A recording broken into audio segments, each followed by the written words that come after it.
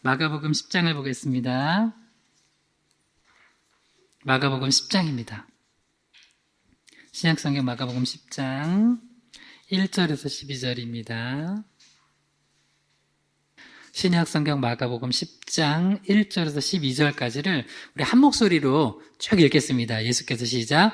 예수께서 거기서 떠나 유대 지경과 요단강 건너편으로 가시니 무리가 다시 모여들거늘 예수께서 다시 전례대로 가르치시더니 바리새인들이 예수께 나와 그를 시험하여 묻되 사람이 아내를 버리는 것이 옳으니까 대답하여 이르시되 모세가 어떻게 너희에게 명하였느냐 이르되 모세는 이혼 증서를 써주어 버리기를 허락하였나이다.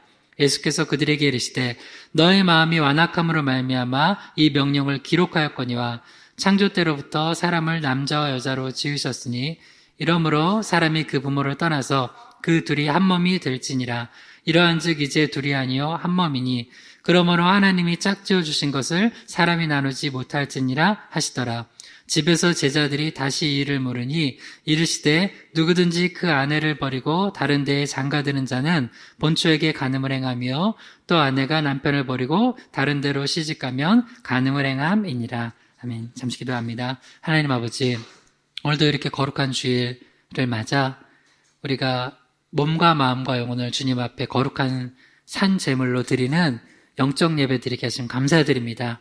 이 시간을 주님 복되게 하셔서 성령께서 운행하시고 주장하시고 역사하셔서 각 사람 머리 위에 성령 충만하게 임하여 주셔서 이 말씀을 듣고 깨닫고 30배, 60배, 100배의 결실을 맺도록 축복하여 주시옵소서. 부족한 종이 하나님의 말씀 대언할 때 함께하여 주시고 바른 말씀, 바른 십자가와 부활의 복음만 증거케 하시기 원하며 또한 각자의 자리에서 예배하는 자들에게도 영과 진리로 예배케 하시기 원하며 거룩하신 예수님의 이름으로 기도드립니다. 아멘. 말씀의 제목을 한번 따라해 보겠습니다. 이혼의 일기를 이겨내는 부부. 이혼의 일기를 이겨내는 부부. 네, 마가복음 10장 1절에서 12절 본문으로 이혼의 일기를 이겨내는 부부 7번째 시간 갖도록 하겠습니다. 마가복음 전체 강의는 85번째 강의입니다. 이혼의 위기를 우리가 한 번씩 겪습니다. 난 한 번도 안 겪었다 하는 분들은 아주 신혼이거나 아니면 정말 대단한 비법을 가지고 있을지 모르지만 또 상대방은 아닐 수도 있어요. 나만 착각하는 걸 수도 있어요. 상대방은 100번도 더 이혼하고 싶다 이런 생각할 수 있어요. 그런데 여하튼 성경적으로 보는 거예요. 내 생각과 다른 사람들의 의견 그게 아니라 성경적으로 어떻게 하면 우리가 이혼의 위기를 이겨낼 수 있을 것인가. 혹은 또 내가 한번 결혼해서 사별을 하건 혹은 실제로 이혼을 하건 그런 어려움이 있더라도 다시 시작한다면 어떻게 하면 정말 잘 하나님 앞에서 하나님 주신 가정을 아름답게 가꿔갈 수 있을 것인지를 더불어서 살펴보고 있습니다. 크게 3가지로 살펴보고 있습니다. 첫 번째는 주님과 맺은 언약을 지키며 사는 부부였고요. 두 번째는 주님께 받은 사랑을 나누며 사는 부부였습니다. 세 번째는 한번 따라해보죠. 주님께 받은 용서를 베풀며 사는 부부. 주님께 받은 용서를 베풀며 사는 부부. 이제 마지막으로 우리 이혼의 위기를 이겨내는 부부들은요, 늘 용서하며 살아요. 결국은 누군가 한쪽이 용서하기 때문에 사는 거예요. 여러분 오늘 한번 생각해 보세요. 이거는 숙제예요. 이건 나누지 말고 나누면 또 싸워요. 이거는 혼자 내가 더 많이 용서해서 지금 이 가정이 평화롭다 하는 사람이 있을 거예요. 근데 상대 배우자는 그렇게 생각 안 할 수 있으니까 실제로 누가 더 많이 용서하냐? 그거는 각자의 마음에 따라 틀리겠지만 주님은 아시겠죠. 근데 결국에는 용서하기 때문에 사는 거예요. 용서하기 때문에. 그리고 이야기를 다시 얘기하면 용서해야지만 또 사는 거예요. 근데 인간의 용서는 한계가 있어요. 어느 선이 딱 있어요. 요 선은 내가 도저히 용서 못하겠다. 딱 하는 선이 있잖아요. 근데 그래서 이 정도면은 이혼 할 수밖에 없고, 이건 누가 봐도 지인들이 봐도 저 정도면 이혼하지 어떻게 사나 하는 상황으로 갈 수밖에 없는 그런 이제 그 정도의 상황에서 우리가 이제 오늘 한 부부를 볼 거예요. 이 정도면 이혼이다 싶은데 같이 살았어요. 이혼 안 하고 잘 살았어요. 그 부부를 예를 보면서 우리도 어떻게 하면 주님 주신 그 은혜 안에서 서로 용서하면서 우리가 이혼의 위기도 극복하고 오히려 더 행복하게 살아갈 것인지를 보려고 합니다. 결국에 핵심은 뭐냐? 다시 한번 따라해봐요. 주님께 받은 용서를 베풀며 사는 부부. 자, 한 번만 더 해봐요. 주님께 받은 용서를 베풀며 사는 부부. 주님께 받은 용서를 베풀며 사는 부부. 마가복음 10장 1절 3절을 한번 읽어볼게요. 마가복음 10장 1절 3절의 시작. 예수께서 거기서 떠나 유대 지경과 요단강 건너편으로 가시니 무리가 다시 모여들거늘 예수께서 다시 전례대로 가르치시더니 바리새인들이 예수께 나와 그를 시험하여 묻되 사람이 아내를 버리는 것이 옳으니까 대답하여 이르시되 모세가 어떻게 너에게 명하였느냐. 바리새인들이 예수님께 찾아와서 아내를 버리는 것이 옳으니까 라고 물어봤을 때는 무슨 마음이 있는 거예요? 아, 저 아내는 도저히 용서 못하겠어요. 이혼 증서 써서 이제 이혼해야 되겠어요. 버려야 되겠어요. 라고 그런 상황인 거잖아요. 근데 그 상황이 되게 웃겨요. 뭐 정말 아내가 되게 잘못한 것도 아니고 뭐 예를 들어서 극단적으로 그 당시 이제 초대 문헌들을 보면 뭐 심지어 밥을 태웠다고 이혼하고 뭐 마음에 안 든다고 뭐 이혼해 하고 이혼 증서 써주고 뭐 별게 다 있었다는 거예요. 그러니까 그 당시에는 그 남자들이 그 가정에 권력을 가지고 있어서 언제든지 아내를 버리고 싶으면 이혼 증서 하나 써주고 버렸다는 거예요. 아니 뭐 밥 태웠다고 그걸 용서를 해야지. 그 용서할 것도 아니죠. 그럼 네가 밥 해라. 요새는 그럴 텐데 별것도 아닌 걸 가지고 사유를 만들어서 아내를 버리는 약한 그 바리새인들 중심으로 한 많은 그 당시 사람들이 이제 예수님께 나와서 이거 이혼감 아닙니까? 할 때 예수님이 뭐라고 하냐? 자, 마가복음 10장 4절에서 5절 이렇게 얘기하세요. 읽어봐요. 시작. 이르되 모세는 이혼 증서를 써주어 버리기를 허락하였나이다. 예수께서 그들에게 이르시되 너희 마음이 완악함으로 말미암아 이 명령을 기록하였거니와. 니들이 마음이 완악해서 그런 거지. 그거 용서 못할 게 뭐가 있냐, 그 정도가. 근데 이게 여기서 이 정도면 용서 못해요라고 하는 그 각자의 선이 있잖아요. 남편이면 아내, 아내면 남편, 이 선이 있잖아요. 그래서 우리가 핵심은 뭐냐? 내 기준에서 용서하면 안 되고 내가 죽을 수밖에 없나? 아니, 우리 영이 죽었던 우리를 예수님께서 십자가에서 못 박히셔서 피 흘리시고 죽으시기까지 우리를 사랑하시고 용서하셨다는 거예요. 그거를 가지고 우리가 남편은 아내를, 아내는 남편을 용서하며 살아가야 된다는 거예요.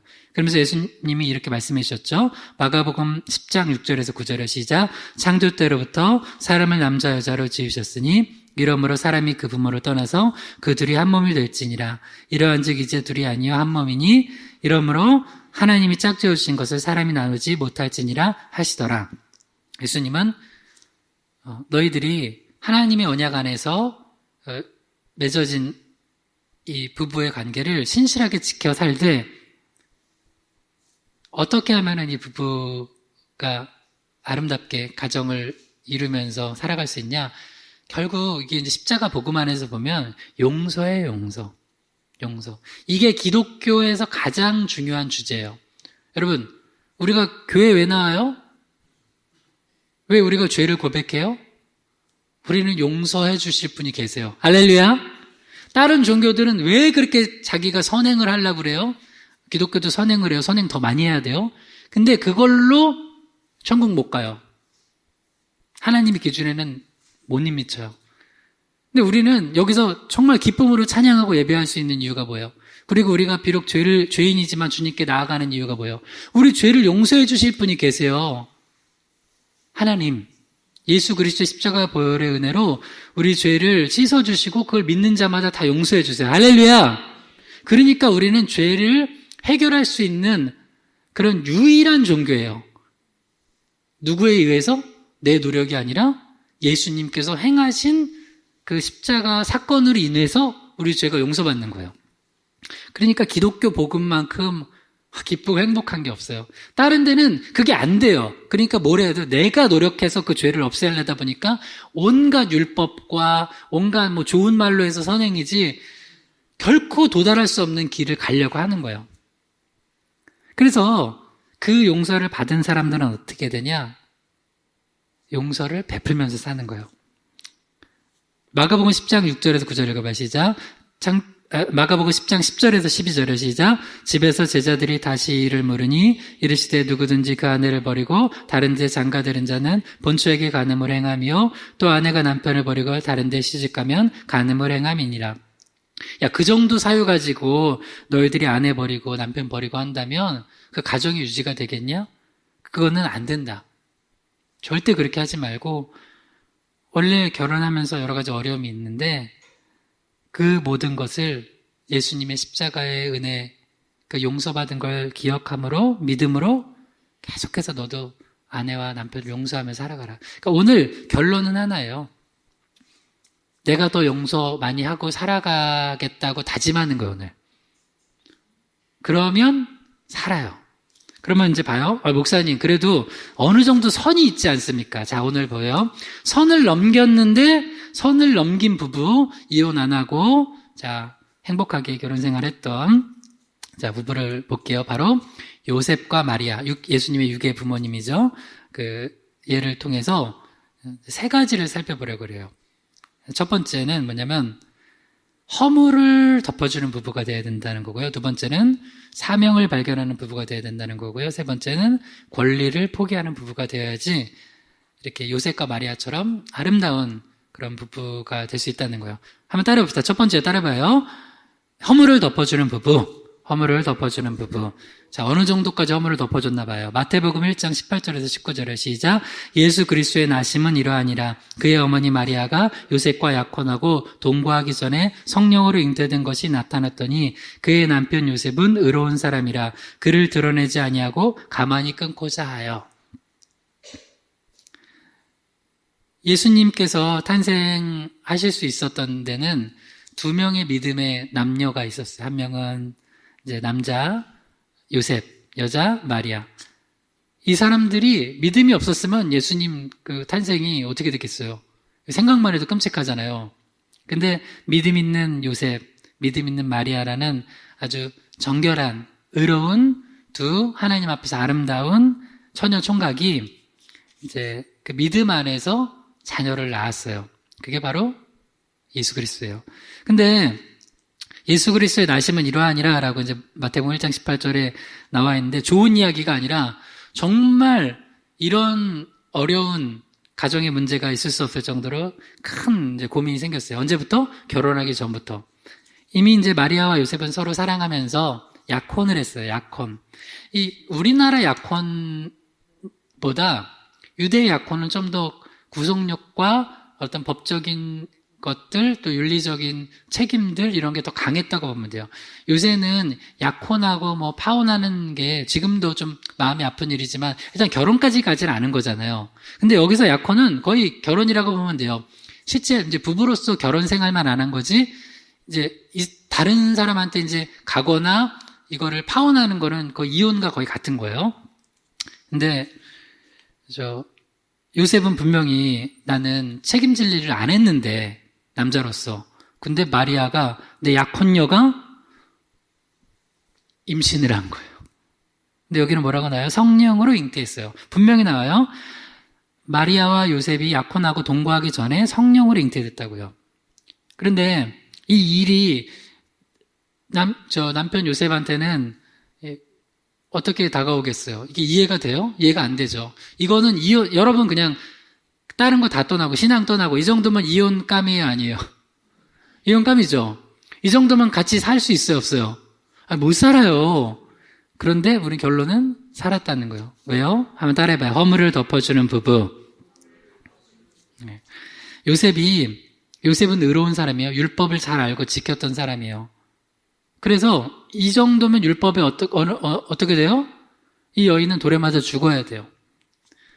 근데 너무 사랑하는 여인인데, 비록 이제 부정이라고 일단 생각했겠죠? 부정을 이 여인이 저질렀는데, 그래도 내가 너무 사랑하기 때문에 돌에 맞아 죽게 할 수는 없어요. 그래서 결국은 어떻게 했냐면 그를 드러내지 않고 가만히 끊고자, 이제 가만히 끊고자가 뭐냐면 조용히 파혼하려고 했어요. 이제 결혼관계 정리하려고 했어요. 요셉의 입장에선 최선이었어요. 근데 어떻게 했어요? 나중에 이제 주님이 데려오라고 그러죠. 근데 여기서 중요한 게 뭐냐면, 여러분, 너무 사랑하는 사람이 나한테 상처를 주면 화가 사랑 안 하는 사람보다 더 나겠죠? 그렇잖아요. 여러분, 지나가던 사람이 여러분한테 상처 주는 거랑, 여러분 남편과 아내나 자녀들이 상처 주는 거랑 어떤 게 더 커요? 가족이 상처 주는 게 크죠? 너무 사랑했던 내 인생의 모든 걸 걸었던 한 여인에게 배신당한 게 너무 가슴이 아프고 상처받았을 거 아니에요. 그러면 대부분 두 가지로 나가요. 너무 사랑한 게 더 복수로 나가요. 당신 부셔버릴 거야. 뭐 옛날에 그런 거 있었는데 신문 하나 부셔버릴 거야. 뭐 이런 거. 그래서 이 사람을 거의 그러면 진짜 끌고 가서 돌을 쳐서 죽이는 데 앞장설 수도 있었어요. 근데 너무 사랑하는 거를 뭘로 했어요? 요셉은 죽이는 쪽으로 안 가고 어떻게든 이 여인을 비록 나한테는 이런 큰 상처를 줬지만 살리는 쪽으로 가는 거예요. 여러분, 이게 바로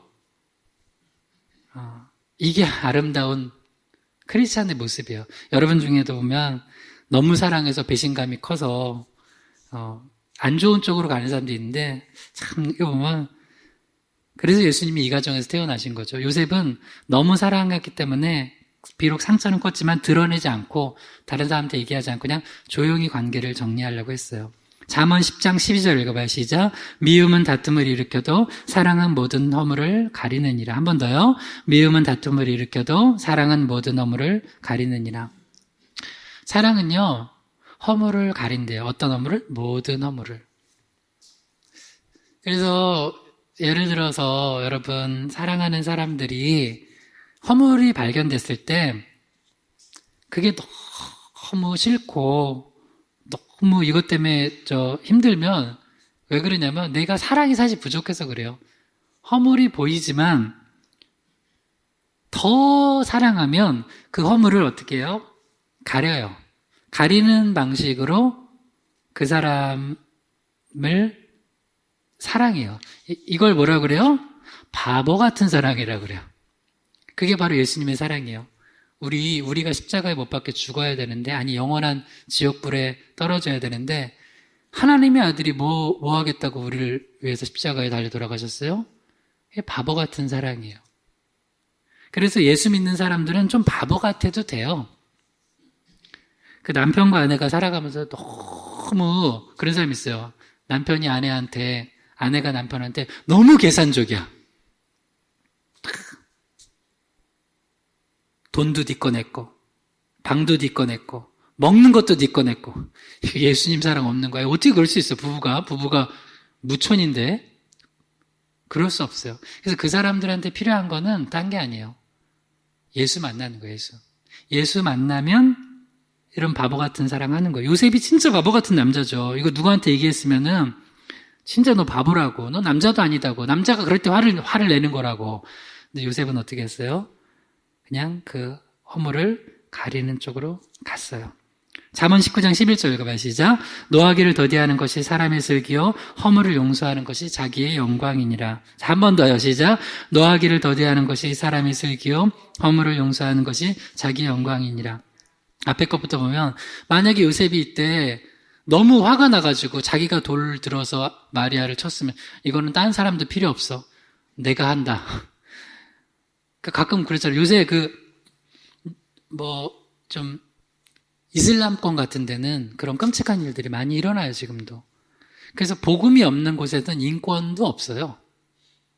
왜냐면 복음이 왜 중요하냐면 복음은 사람을 일단 볼 때 저 사람이 계급이 높건 낮건 뭘로 봐요?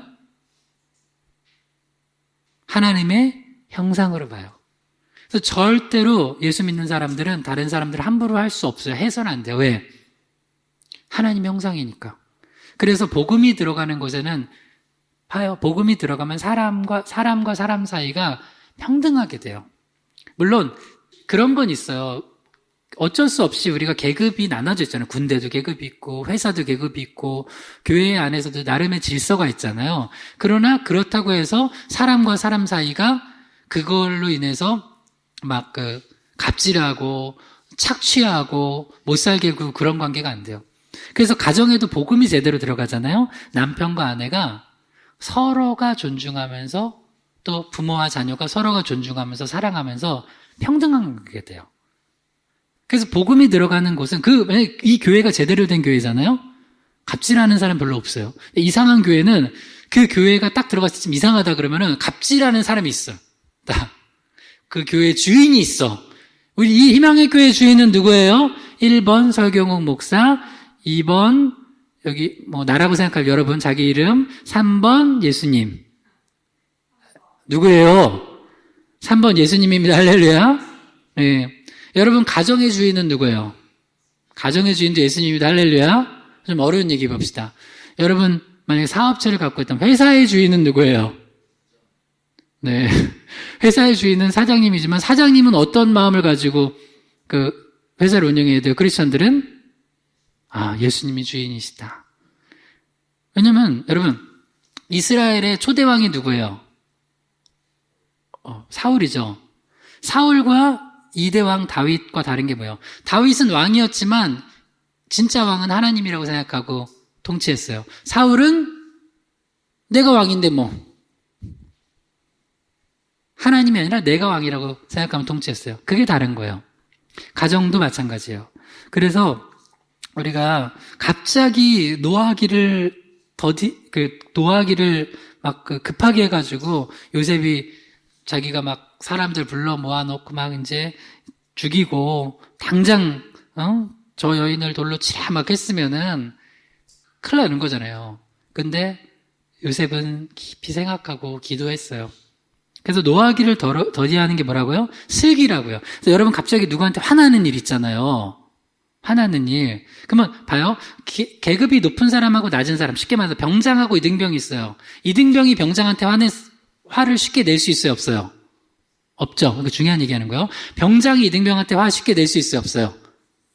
병장이 이등병한테 화 쉽게 낼 수 있어요? 없어요? 있죠.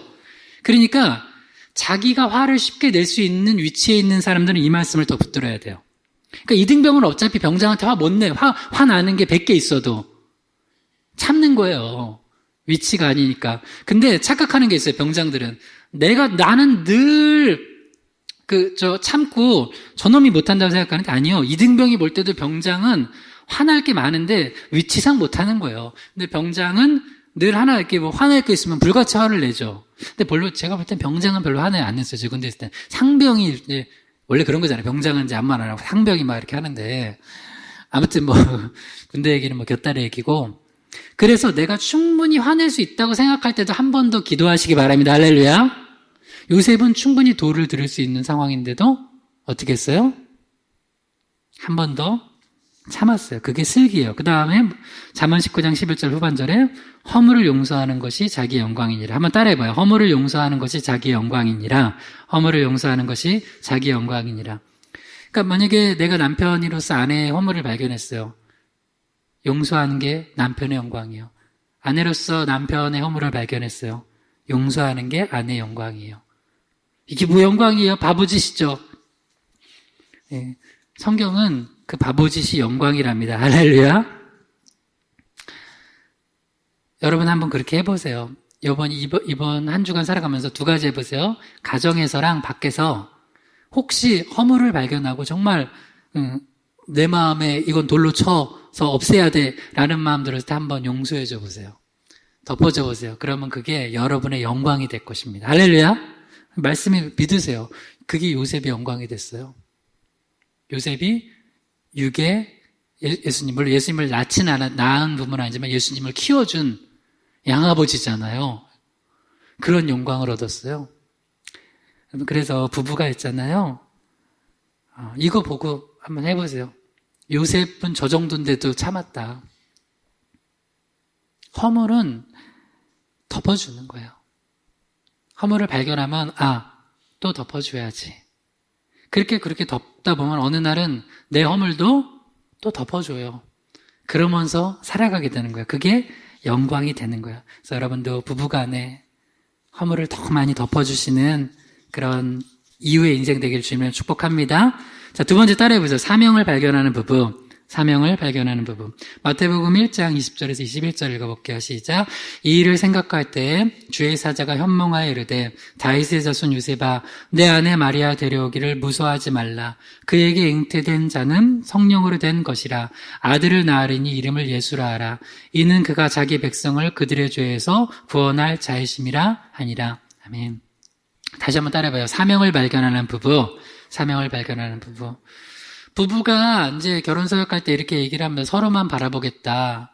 근데 저는 서로 당연한 거예요. 딴 사람 바라보면 안 되죠. 남편은 아내만 바라보고 아내는 남편만 바라보는 거 맞는데 중요한 게 있어요. 부부는 서로만 바라보면은 큰일 나요. 부부는 한번 따라해보세요. 우리는 서로 주님을 바라보며 살겠습니다. 네, 제가 전에 한번 예를 들었죠. 부부가 이렇게 양손이 있으면 이렇게 박수치듯 바라보는 게 아니라 부부가 앞에 십자가가 있으면 이렇게 십자가를 향해서 같이 바라보면서 이렇게 만나야 돼요. 알겠죠? 그렇게 하는 거예요. 이 부부는 도저히 이건 결혼하면 안 돼요. 이건 파혼해야 되고 이제 결혼 상태라면 이혼해야 될 상태인데 그때 이 일을 생각하고 기도할 때 주의 사자가 현몽하여 꿈에 나타나서 다윗의 자손 요셉아 내 아내 마리아 데려오기를 무서워하지 말라. 그에게 잉태된 자는 성령으로 된 것이라 라고 마태복음 1장 20절에서 이렇게 말씀했어요. 그러니까 너무 급하게 결정하지 말라고요. 좀 기도하니까 어떻게 해요? 기도하다 보니까 하나님께서 이 가정에 뭘 알려주냐면 너희 부부에게 일어난 일이 엄청난 일이지만 사명이 있기 때문에 일어난 일이라는 거예요. 그래서 부부가 맨날 우리 어떻게 하면 행복할까라만 둘이만 서로 바라보면 둘 중에 하나 돼요. 싸우거나 권태롭거나. 진짜 그래요. 여러분 벌써 부부들 권태기 겪어본 분들 있을 거 아니에요. 사람은요 원래 해 아래 새 것이 없어서 부부끼리 바라보면 권태로워요. 인간 안에 뭐가 있겠어요. 계속 바라보면 바라볼수록 죄만 있죠.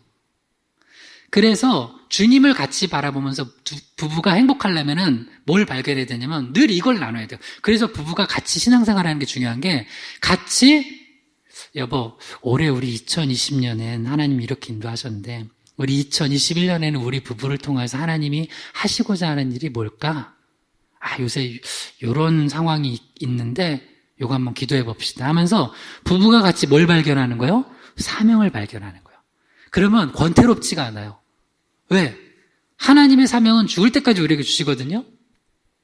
그러니까 그 사명을 같이 발견하면 때로는 우리 찬양했죠. 기쁜 날에도 슬픈 날에도 형통할 때도 공고할 때도 우리를 향한 하나님의 신실한 사랑 안에서 지금 이 일 때문에 이 일을 우리 가정에 우리 부부에게 맡기시려고 이런 엄청난 일을 벌이셨구나라는 걸 알게 돼요. 때로는 웬 사고, 웬 질병, 때로는 좋은 걸로, 때로는 로또를 맞았어. 별로 전 로또는 안 사지만. 로또 맞으면 가장 먼저 하는 일이 뭔지 알아요? 1번이? 뭘 것 같아요?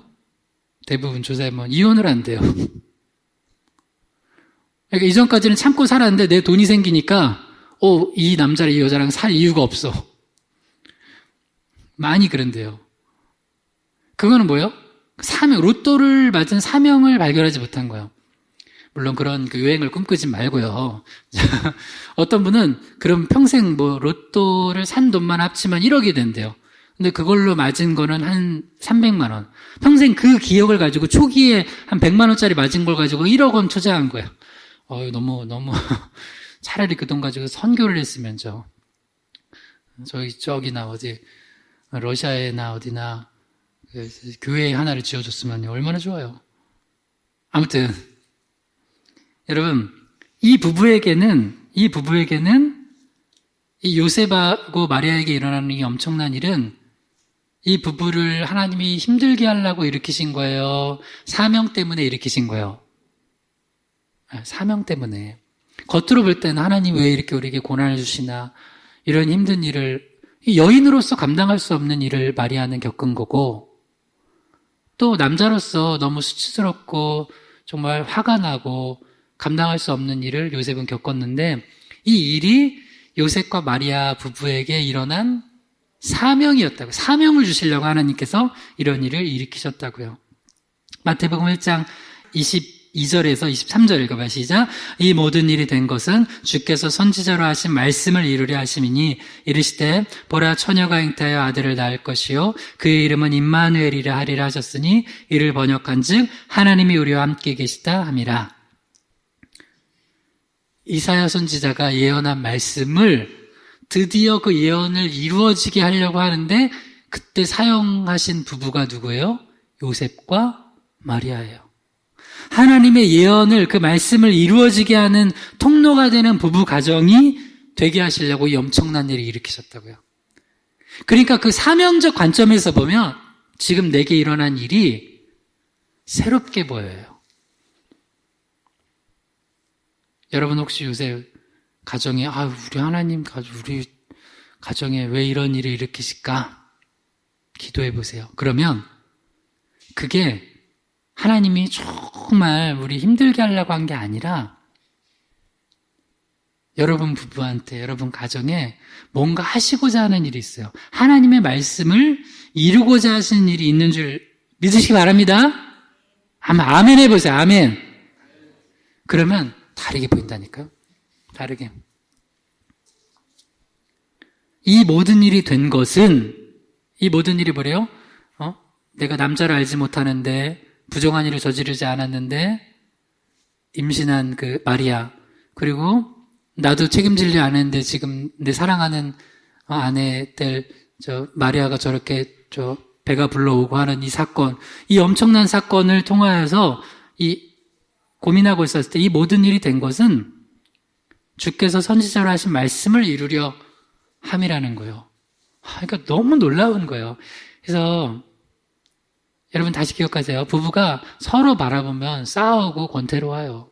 서로를 바라보실 때 십자가 안에서 주님 바라보면서 서로 사명을 계속 발견해 가세요. 사명을. 그러면 진짜로 하루하루가 재밌어요. 한 달 한 달이 스펙타클해요. 1년 1년이 너무나 기대가 돼요.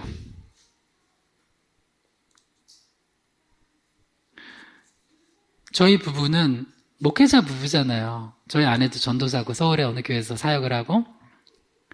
그러니까 이거는 당연히 그럴 수 있겠다 싶지만 그럼에도 불구하고 우리 부부가 그냥 부부만 서로 바라보면은 분명히 그런 어려움들이나 이런 게 있을 거예요.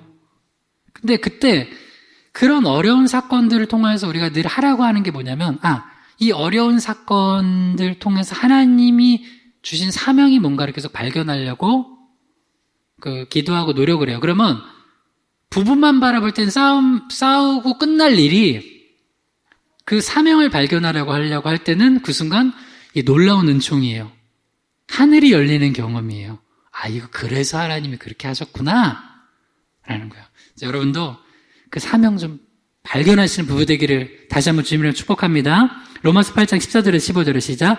무릇 하나님의 영으로 인도함을 받는 사람은 곧 하나님의 아들이라. 너희는 다시 무소하는 종의 영을 받지 아니하고 양자의 영을 받았으므로 우리가 아빠 아버지라고 부르짖느니라.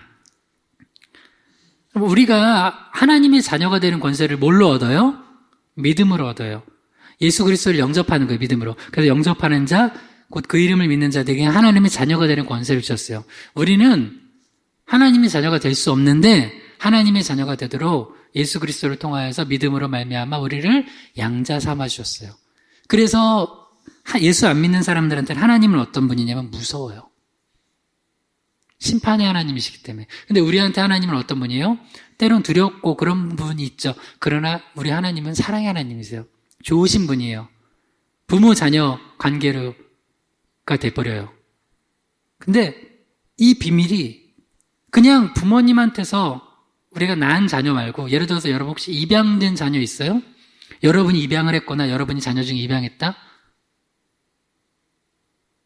제가 알고 있는 목회자나 주변 사람들 중에 입양한 분들이 꽤 있어요. 그래서 어떤 제 목사님이 자기는 정말 평범하게 결혼하고 아이를 낳고 사모님하고 이렇게 살고 싶었는데 하나님이 아이를 안 주시는 거예요. 그래서 많이 기도하고 또 노력도 하고 했어요. 병원 가서. 근데 하나님이 어느 날 그런 음성을 들려주시더래요. 누구누구야, 누구누구 목사야. 내가 너희 가정에게, 너희 부부에게는 특별한 자녀를 주려고 하는데 왜 그걸 못 깨닫니? 그래서 기도해 보다 보니까 우리 가정에는 특별한 자녀를 주시겠구나. 그게 누구예요? 입양하는 거예요. 입양하는 거. 그래서 그 목사님은 그 음성을, 하나님 음성을 듣고 자녀를 입양했어요. 저는 육으로 우리 아들 둘을 낳았어요. 여러분들도 뭐 아들, 딸들 그리 낳겠죠? 그런 자녀를 볼 때랑 입양한 자녀를 볼 때랑 이 말씀 다르게 느껴질 거예요. 완전 달라요. 하나님이요, 우리를 양자 삼아 주신 것을, 그 하나님의 사랑을 우리는 몰라요. 근데 그 목사님은 알 거예요. 왜? 그 자녀를 보면서 이 말씀을 읽는 거예요. 로마서 8장 14절에서 15절 다시 읽어봐. 시작. 무릇 하나님의 영으로 인도함을 받는 사람은 곧 하나님의 아들이라. 너희는 다시 무소하는 종의 영을 받지 아니하고 양자의 영을 받았으므로 우리가 아빠 아버지라고 부르짖느니라. 여러분, 만약에 어느 날 여러분 자녀가 와가지고 엄마 아빠, 나 엄마 아빠 아들 맞아요? 라고 물어보는 자녀 혹시 있는 분들이요? 별로 없죠? 내 속으로 나왔으니까요. 근데 가끔 입양을 한 자녀들은 어느 날 그 이제 크면 알게 되잖아요. 어느 날 이렇게 그러면 이제 자꾸 시험을 한대요. 정말 저 엄마가 내 엄마인가? 저 아빠가 내 아빠인가? 그게 무슨 얘기냐면 입양했기 때문에 정말로 나를 내 엄마 아빠로서, 나를 아들 딸로서 받아주고 있는가를 계속 시험한다는 거예요. 테스트. 그래서 그 기간이 되게 힘들대요. 근데 그때 하나님 아버지 마음을 아는 거예요. 크리스찬들은. 하나님 아버지께서 우리를 그렇게 자녀 삼아 주신 거예요. 뭘로 인해서? 예수 십자가 보혈의 은혜로. 그래서 그 가정은 비록 아이를 육으로 낳지 못하는 부부의 아픔이 있지만 그걸 뭘로 받아들인 거예요? 사명으로.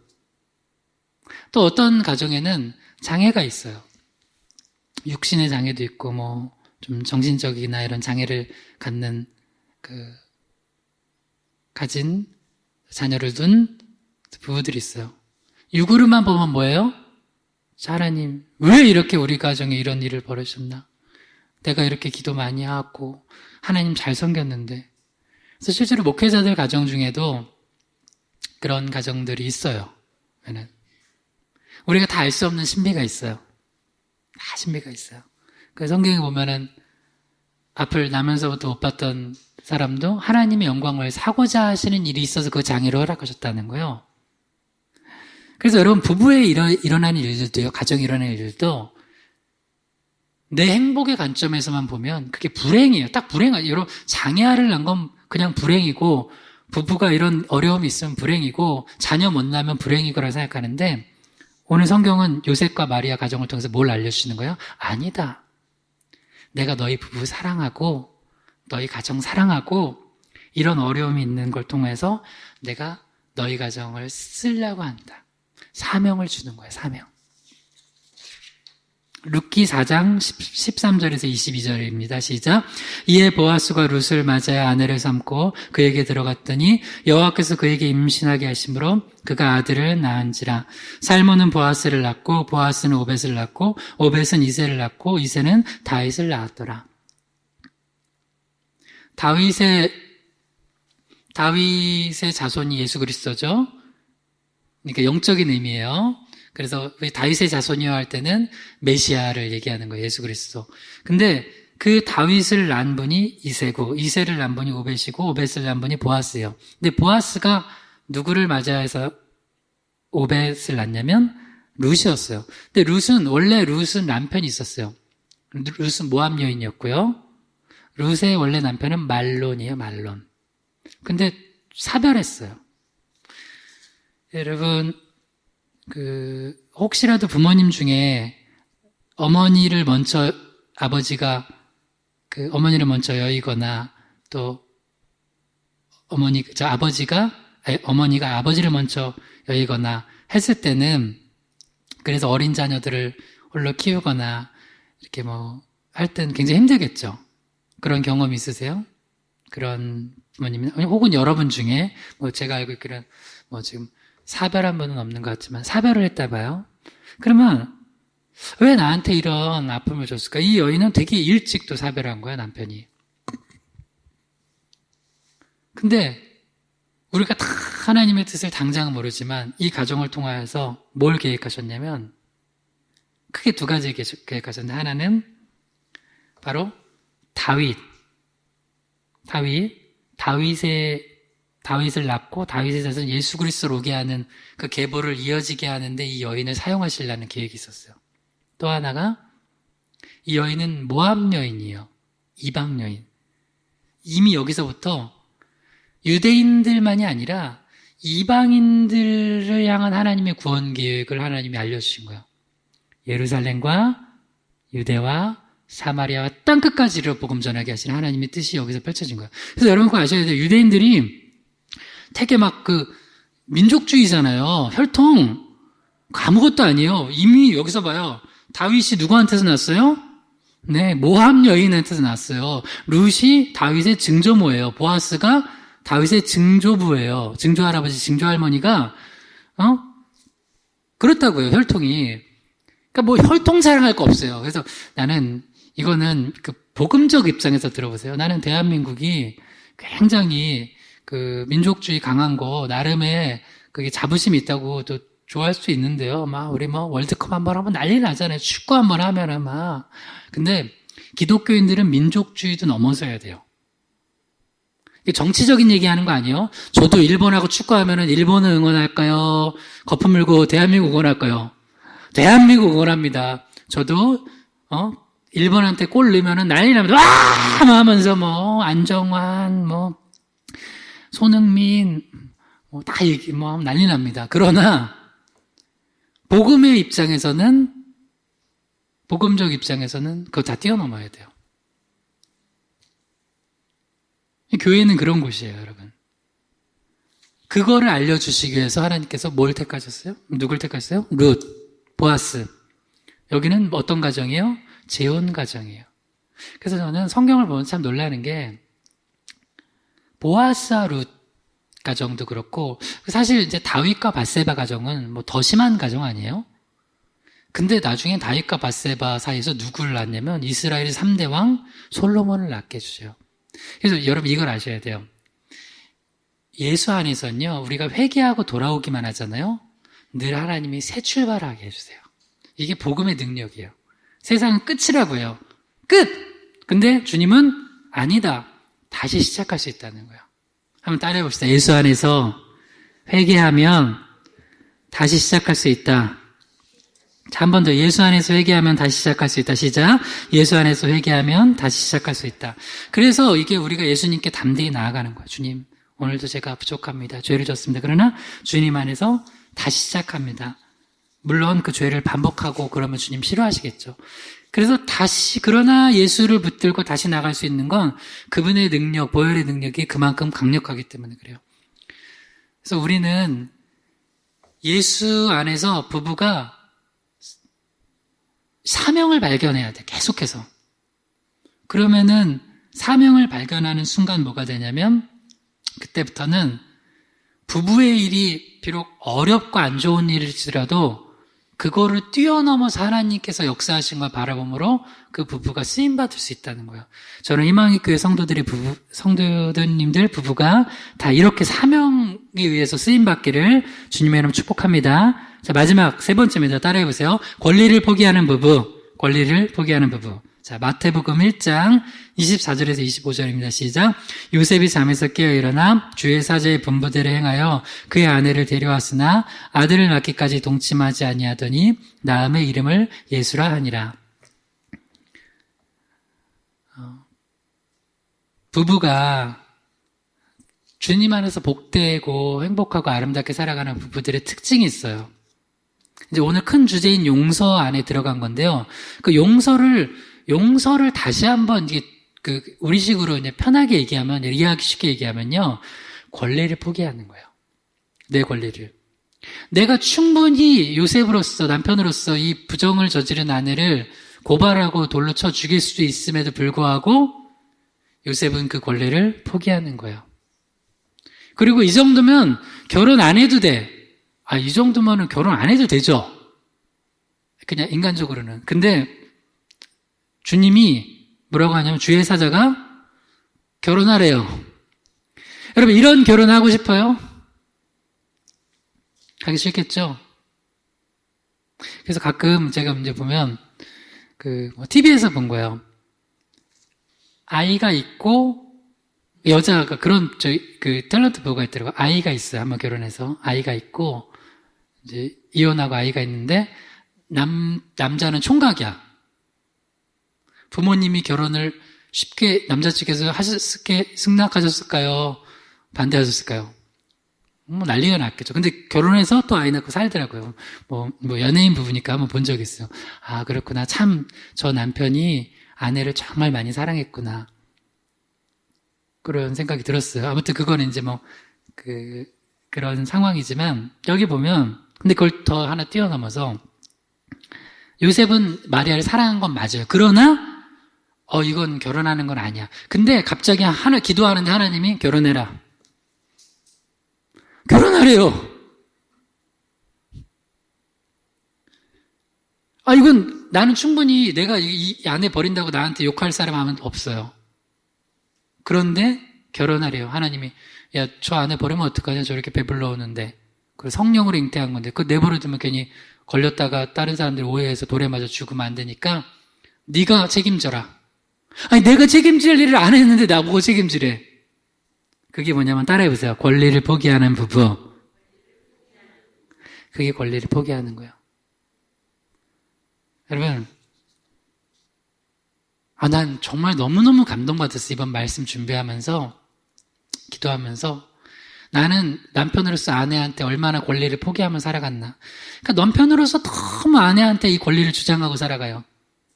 또 아내들은 또 얼마나 남편한테 권리를 주장해요. 남편한테 권리를 주장하는 형태가 뭐예요, 아내들은?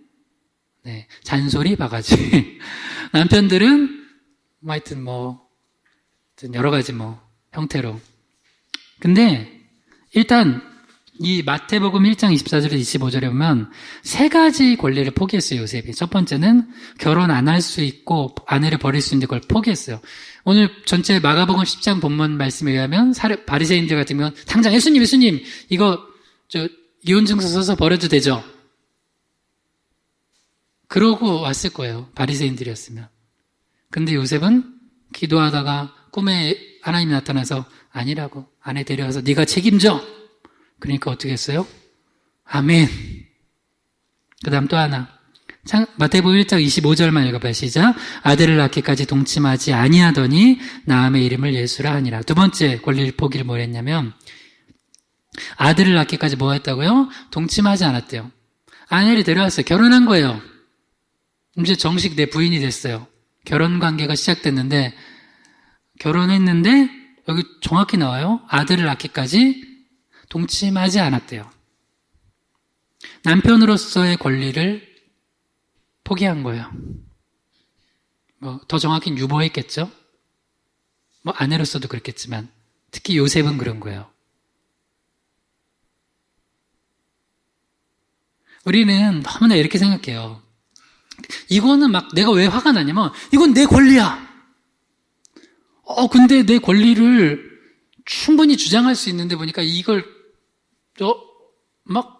포기해야 되는 상황이 와요. 그러면은 너무 화가 나는 거예요. 근데 요셉은 그냥 그 권리를 다 포기하는 거예요. 바보죠? 오늘 주제가 이거네요. 바보 같은 사람. 바보 같은 사람. 세 번째 권리는 뭐냐면 마태복음 1장 25절 후반절에 나음의 이름을 뭐라고 했어요? 예수라 하니라. 마리아와 요셉이 상의해서 줬어요? 하나님이 가르쳐주신 대로 했어요? 하나님이 가르쳐주신 대로. 아니 여러분 요새도 그렇잖아요. 태명도 짓고 어떻게 할까요? 부부가 막 기도하면서 짓고 막 하는데, 아니면 뭐 부모님께 여쭤보기도 하고, 아니 내 자식 이름도 내가 못 줘? 안 돼.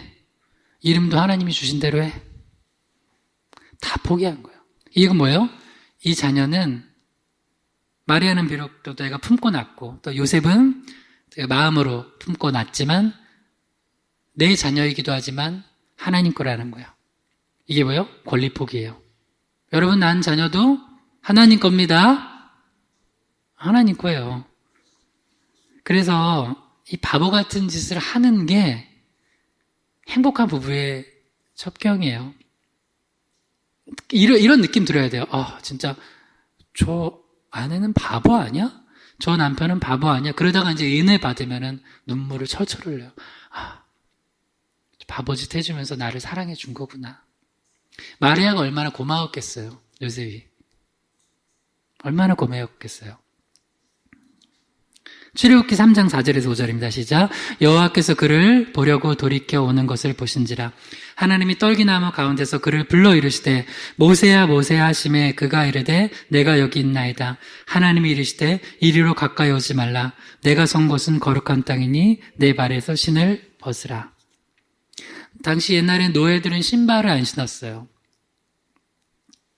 신을 벗으라는 건 뭐냐면 네가 종이 되라는 거예요. 노예가 되라는 거예요. 하나님이 이스라엘 백성들을 이끌 출애굽의 지도자로 모세를 부르시면서 신발을 먼저 벗기신 건 뭐냐면 네 뜻대로 이전까지는 살았다. 그래서 이제 애굽 왕자일 때는 40살에 자기 뜻대로 한번 백성들 구원해 보려고 힘을 쓴 거잖아요. 돌로 자기가 주먹으로 쳐서 죽이고 모래에 감췄죠. 그렇게 해서는 이스라엘 백성들 구원 못한다. 네 발에 신을 벗으라. 그리고 너는 나를 따르라. 그러니까 모세가 지도자였지만 실제적으로 이스라엘 백성들을 출애굽시키는 주체는 네가 아니라 나라는 거예요. 하나님이시라는 거예요. 여호와 하나님이시라는 걸 알려주시는 거예요. 그래서 맨 처음 한 게 신발을 벗으라는 거예요. 여러분도 가정마다 신발을 벗어야 될 게 있어요. 저도 목회하면서 신발을 벗어야 할 게 있어요. 어떤 부분에서 이건 뭐냐면 이거예요. 다시 쉽게 얘기하면 내 권리를 충분히 주장할 수 있는 영역인데 하나님이 갑자기 스탑시켜요. 하지 마. 하지 말라는 거야. 네 신발 벗어. 이 정도는 제가 권리를 좀 주장하면 안 될까요? 하지 마. 신발 벗고, 신발을 벗고, 한번 벗었기. 신발을 벗고 이렇게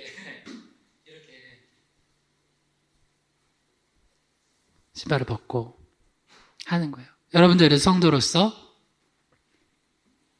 신앙생활 할 때 갑자기 하나님이 내가 이거 충분히 권리를 주장할 수 있을 만한 건데 갑자기 하나님이 신발 벗어 하는 게 있어요. 남편으로서 아내한테 충분히 주장할 수 있는 권리인데 하나님이 신발 벗어. 아내로서 남편한테 충분히 주장할 수 있는 권리인데 신발 벗어.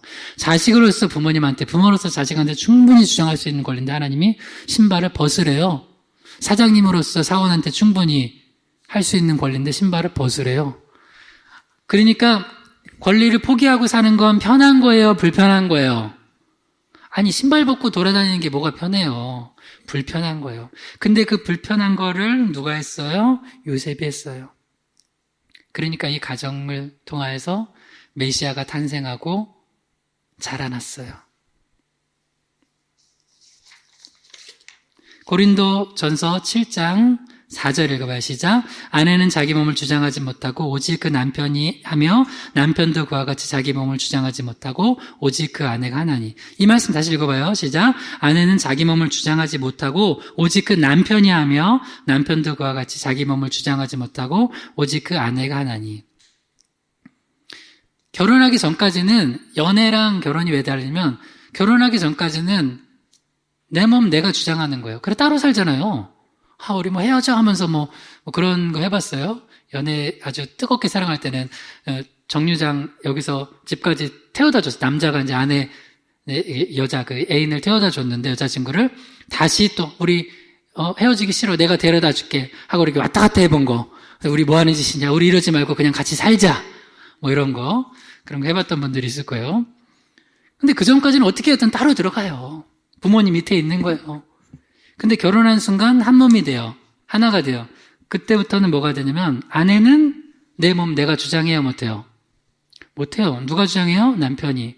그러니까 결혼하고 나서 아내가 자기 몸을 자기가 주장하려고 그러면 성경적이지 않은 거예요. 반대도 마찬가지예요. 남편도 결혼하고 나서 남편이 자기 몸을 이거 내 편한 대로 하겠다 주장하면 그 사람은 성경적인 결혼 생활 아니에요. 그러니까 서로가 이런 생각 가져야 돼요. 내 몸은 내 배우자 거다. 남편은 아내 거다. 아내는 남편 거다라는 걸 생각을 하고 권리를 포기하는 거예요.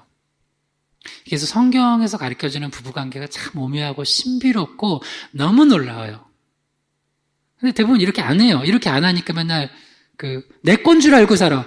내 몸, 내 맘대로 못해? 예를 들어서 어느 날 남편이 아내한테 그러는 거예요. 어디 이제 외출 같이 하려면 부부 동반 모임. 내 아내한테 여보 보니까 그 옷 말고 요거를 입는 게 거기에 좀 더 어울릴 것 같아. 근데 아내는 보니까 이게 더 샤랄랄랄랄라 하고 더 예쁜 거야. 그러면은 어떻게 해주는 게 요 말씀대로 하면 맞아요? 알았어 여보. 그 자리가 그런 자리야 여보. 그럼 내가 그거 입을게. 해주는 거예요. 또 반대의 경우도 마찬가지겠죠. 또 남편은 막 이걸 하고 싶어. 근데 아내가 이런 요구를 해요. 그럼 남편은 당신 볼 때 지금 그게 더 내가 중요한 것 같아. 필요한 것 같아. 그럼 내가 그렇게 할게. 하면서 상대방의 몸을 누가 주관한다고요? 배우자가. 너무 어려운 숙제인가요? 오늘 하나라도 한번 해보세요. 이번 주간에. 그러니까 하나라도 아내가 원하는 거 있으면 즉각해 주시고 남편이 원하는 거 있으면 하나라도 즉각해 주기를 주님으로 축원합니다. 아멘 해보세요. 시작. 아멘. 요거 숙제. 그리고 다음 주에 오셔서 어린이 예배 할 때 뒤에 앉아서 커피 마시면서 나눠보세요. 난 숙제했다. 마지막 두 말씀입니다. 데살로니가전서 2장 7절에서 8절입니다. 시작.